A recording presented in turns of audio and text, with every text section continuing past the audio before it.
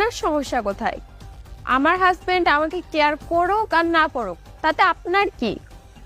আর আপনি তো আপনার টাকাটা পেয়ে গেছেন, তাই না? আমার পারিবারিক ব্যাপারে আর নাক গলাতে আসবেন না, তাহলে কিন্তু খুব খারাপ হয়ে যাবে বলে দিচ্ছি। আর আপনি ওই ফাইলটা দিন আমাকে।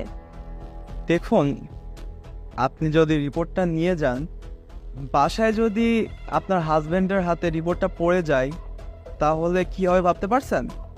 তার থেকে ভালো এটা আমার কাছেই থাক। কথাটা আপনি ঠিকই বলেছেন, এটা বাসায় নিয়ে গেলে আমার প্রবলেম হইতে পারে।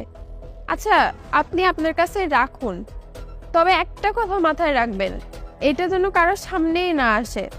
এই রিপোর্টটাকে আপনি নষ্ট করে দিবেন। আমি এখন আসি, তা না হলে ও আবার সন্দেহ করবে। ঠিক আছে, যান।